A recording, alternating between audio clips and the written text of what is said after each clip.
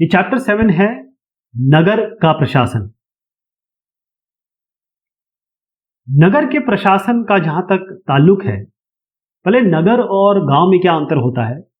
गांव थोड़ा छोटा होता है, थोड़ा शहर बड़ा होता है। गांव और शहर के बीच में एक और चीज आती है, उसे हम कस्बा कहते हैं। फिर शहर के ऊपर और बड़े शहर होते हैं, बड़े शहर कर देंगे उसको। उसके ऊपर और आते हैं जिसे हम महानगर कहते हैं। तो ये अलग अलग लेवल है। ऐसे कई गांव होते हैं बहुत छोटे होते हैं, मुश्किल से 400-500 लोग रह रहे हैं। कई गांव हैं जहां 2000 लोग भी रह रहे हैं। तो सबके अलग अलग पॉपुलेशन के हिसाब से व्याख्या की जाती है। तो हम जब अर्बन की बात करते हैं तो यहां हम कस्बे से ऊपर जा रहे हैं। कस्बा हो गया, शहर हो गया, बड़ा शहर हो गया, महानगर हो गया। यहां पर लोग ज्यादा हैं, यातायात के साधन ज्यादा है, जैसे बस है, कार है। जो फैसिलिटीज हैं पानी की, इलेक्ट्रिसिटी की, ये यहां पर सुचारू रूप से प्रॉपर तरीके से मिलती है। यातायात बहुत ज्यादा है, इसलिए ट्रैफिक कंट्रोल भी जरूरी हो जाता है, ट्रैफिक कंट्रोल। इसके अलावा अस्पताल। तो ये सारी चीजें जो मैंने कुछ नाम लिए, कभी आपने सोचा है कि ये चलते कैसे हैं? कौन इसको रन करता है, कौन इसे चलाता है, कौन इसके लिए डिसीजन लेता है, कौन इसका मैनेजमेंट करता कौन है? कौन से लोग यहां काम करते हैं, कैसे वो लोग आते हैं? तो इन सब बातों को डिस्कस करना तो थोड़ा मुश्किल हो जाएगा। तो यहां पर हम नगर निगम की बात करेंगे। अभी नगर पालिका की भी बात करूंगा मैं, वो अंतर बताऊंगा क्योंकि यहां पर बताया गया अंतर। तो होता यह है, कहानी के तौर पे समझिए, एक इतवार का दिन है, बच्चे यहां खेल रहे हैं। बच्चों में रेहाना है, शंकर है, माला है, जहांगीर है। ये सब खेल रहे हैं और खेलते हुए शंकर बड़ी अच्छी बॉल करता है, रेहाना आती है बैटिंग पे और ये उसे एक शॉर्ट बॉल कर देता है। शॉर्ट बॉल ऐसी बॉल होती है जिसपे छक्का लगाया जा सकता है। रेहाना कोई मौका नहीं छोड़ती, वो छक्का मार देती। लेकिन जैसे ही यह बल्ला घुमाती है और बॉल जाती है, वो जाके लगती है यहां। ये बॉल देख रहे हैं आप, इनको हम कहते हैं स्ट्रीट लैंप या स्ट्रीट लाइट। अब ये स्ट्रीट लैंप और स्ट्रीट लाइट ये किसी की नहीं होती, ये शहर की होती।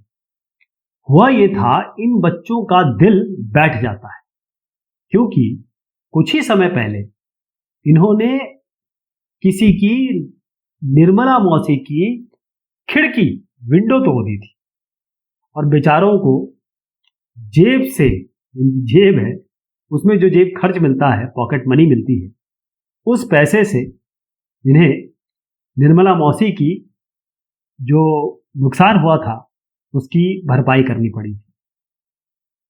बड़े परेशान हुए, लेकिन फिर भी उन्होंने कहा चलिए अब देखते हैं पैसा किसे दिया जाए इस बार।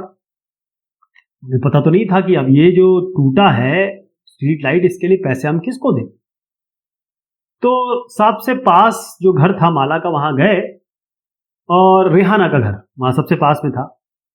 और रेहाना के मम्मी ने कहा, देखो बेटा, ऐसा है कि मुझे ये तो पता है कि ये लाइटें म्युनिसिपल कॉरपोरेशन यानी कि नगर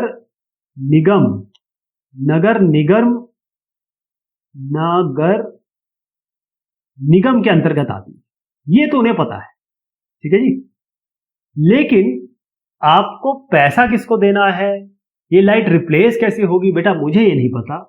इसके लिए हमें यास्मीन खाला के पास जाना पड़ेगा। अब यास्मीन खाला क्यों? क्योंकि जो यास्मीन खाला है वो यहीं से नगर निगम से अभी अभी रिटायर हुई हैं, सेवानिवृत्त हुई हैं, इन्होंने अपना कार्यकाल पूरा किया है। अब ये बच्चे सीधा पहुंचते हैं कहां? यास्मीन खाला के पास। यास्मीन खाला को जब ये अपनी बात बताते हैं यास्मीन खाला हंसती है, कहती हैं, बेटा, बच्चों, ये पैसा आप किसी एक आदमी को नहीं दे पाओगे, क्योंकि ये जो म्युनिसिपल कॉरपोरेशन है, नगर निगम, ये एक बहुत बड़ी संस्था है, बहुत बड़ा ऑर्गेनाइजेशन है, और इन्हीं के नजर में, इन्हीं के नियंत्रण में ये लाइटें आती हैं।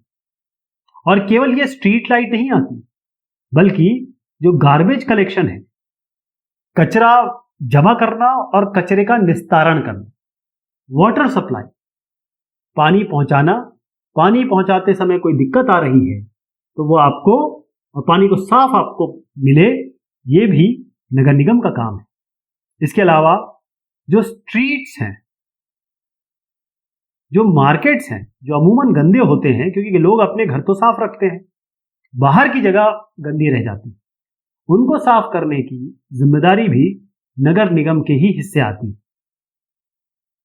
तो फिर एक बच्चा कहता है इनमें से कि हाँ, मैंने बोर्ड देखे हैं, ऐसे बोर्ड लगे हैं, मलेरिया के लिए, डेंगू के लिए, चिकनगुनिया के लिए, हाँ, मैंने देखे हैं।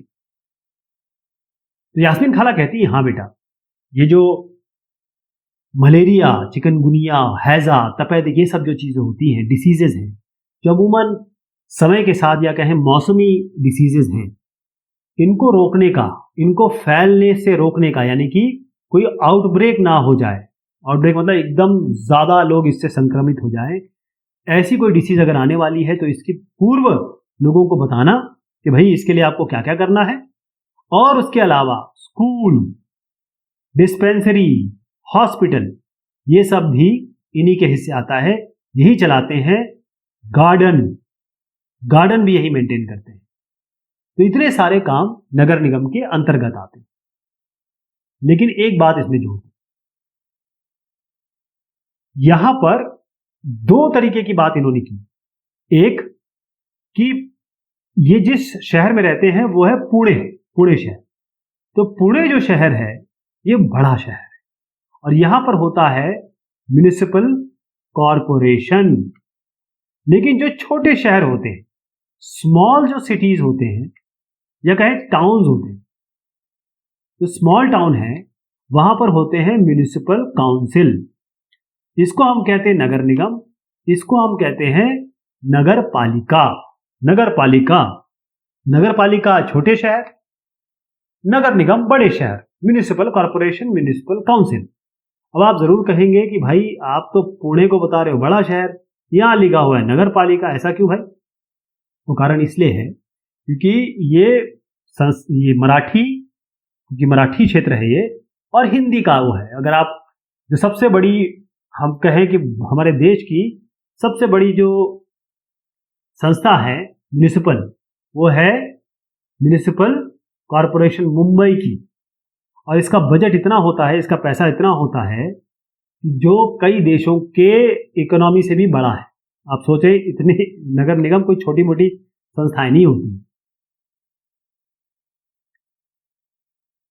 अब और सवाल जवाब होते हैं तो एक और मुद्दा निकलता है कि ठीक है, नियंत्रण कौन कर रहा है, देख कौन रहा है, कौन इसको बेसिकली किसका हाथ है, किसके ऊपर पावर है। तो बात इस तरीके से निकलती है कि एक क्षेत्र है, उस क्षेत्र को अलग अलग वार्ड में डिवाइड किया जाता है। ये वार्ड 1, जैसे मैं एग्जांपल दूं, मैं वार्ड 28 में रहता हूं। मेरा जो शहर है वो करीबन 50 वार्डों में डिवाइडेड है। इन 50 वार्डों से 50 आदमी हम इलेक्ट करते हैं। इनको हम कहते हैं पार्षद, या हम इन्हें कहते हैं काउंसिलर्स। ठीक है, काउंसिलर कहते हैं या पार्षद कहते हैं। अब ये जितने भी लोग हैं, इनकी जिम्मेदारी होती है कि ये जिस इलाके से इलेक्ट हुए हैं, यहां की ये सब जो मैंने आपको चीजें बताई, सबसे पहला तो कचरा, वेस्ट मैनेजमेंट, गार्बेज कलेक्शन, ये सबसे बड़ा काम। उसके बाद जो बाकी काम बताए वो सब इनकी जिम्मेदारी होती है। ठीक है, तो होता ये है कि ये सारे 50 के 50 जो हैं ये मिलते हैं, आपस में डिस्कस करते हैं, डिबेट करते हैं, विवेचना होती है और उसके बाद ये होता है कि ठीक है, ये 50 लोग हो गए। अब इस 50 में इनका जो हेड होता है वो मेयर होता है। इनका जो हेड है वो मेयर होता है, मतलब इनके ऊपर भी तो कोई होना चाहिए। तो ऐसा ये होता है कि ये लोग, इन लोगों को एग्जाम्पल दे रहा हूं, किसी में 10 हो सकते हैं, किसी में 8, किसी में 7, तो अपन इक्वली डिवाइड कर लेते हैं। जैसे इनकी कमेटी बना दी जाती है। ये जो कमेटी है ये काम करेगी, पानी का देखेगी, ये गार्बेज कलेक्शन का देखेगी, ये स्ट्रीट लाइट का देखेगी, ये कोई नाला गंदा है, यहाँ पर नाला गंदा है उसको ठीक करेगी, ये गार्बेज क्लियरेंस करेगी किसी जगह पे स्पेशल। और हो सकता है कि और इन दोनों इनमें से 5 ले लिए जाएं, इनमें से 5 ले लिए जाएं और 10 बना दिए जाएं। आपको कहा गया कि ठीक है, आप एक काम करें कि जो बस स्टैंड है वहां पर उसको इम्प्रूव करिए। ये हो गए सारे लोग। ये पार्षद आप इलेक्ट करते हैं और यही पार्षद ये वाले काम करते हैं। जैसे आपका मान लीजिए यहां पर घर है, आपके घर के बगल में वायर जो है वो टूट के गिर गई आंधी से या किसी कारण से, वो वायर में जबरदस्त करंट है, तो आप क्या करेंगे?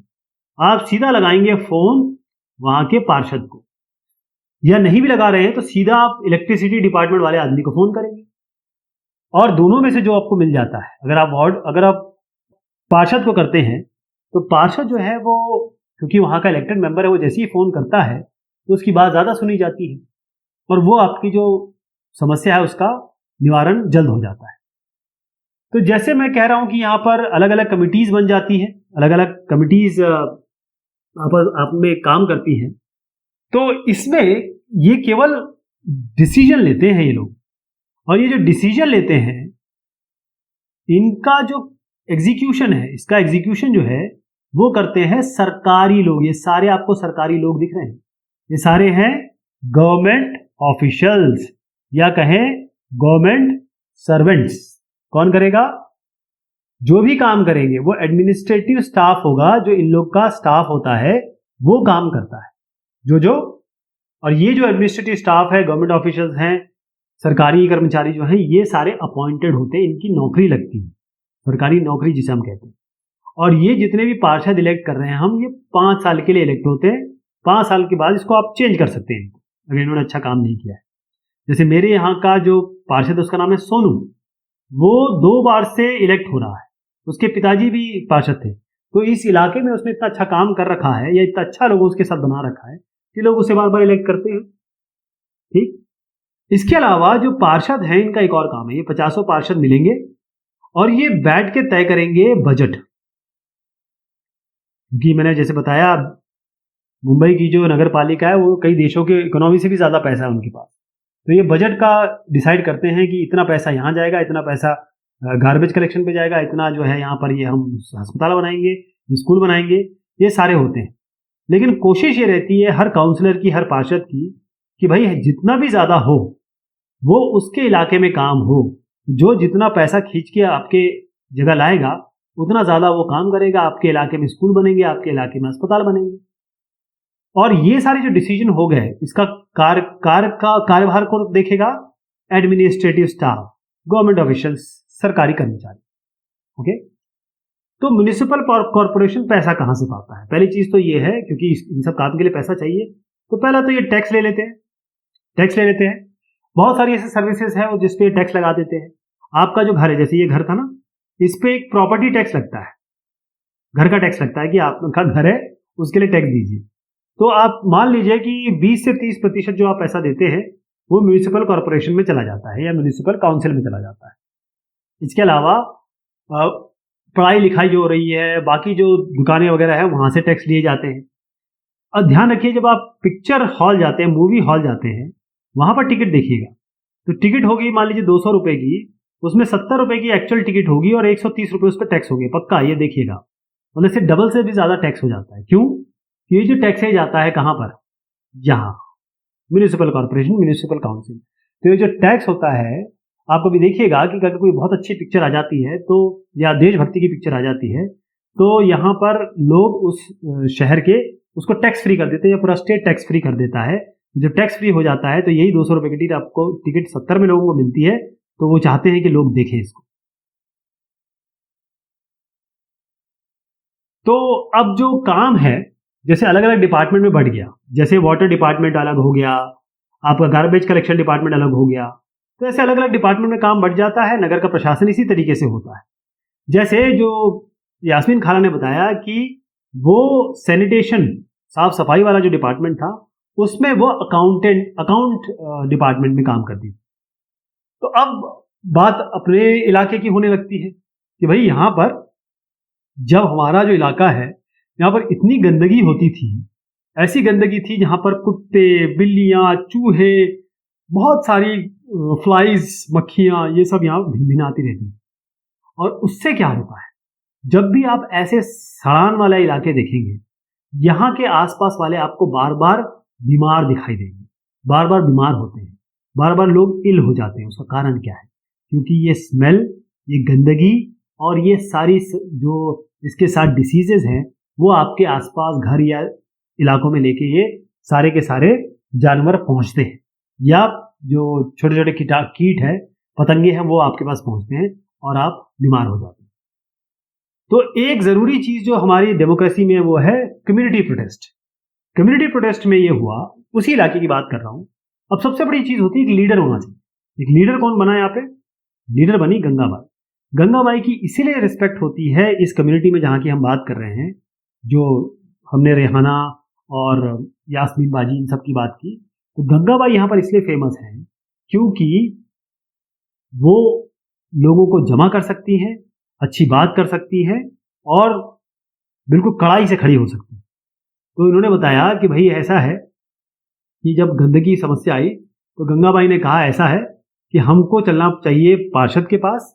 सभी औरतों को उन्होंने इकट्ठा किया और पार्षद को क्योंकि उन्होंने इलेक्ट किया, वो सब वहां पहुंचे और उसके बाद उन्होंने नारेबाजी शुरू की। किसके खिलाफ? गंदगी के खिलाफ और पार्षद के खिलाफ। पार्षद साहब क्या करते? बाहर आते। वैसे ये सब आते नहीं है, पार्षद MP MLA एक बार बन गए तो दिखते नहीं है, लेकिन ये बाहर आए और उन्होंने कहा भैया प्रॉब्लम क्या है बताइए।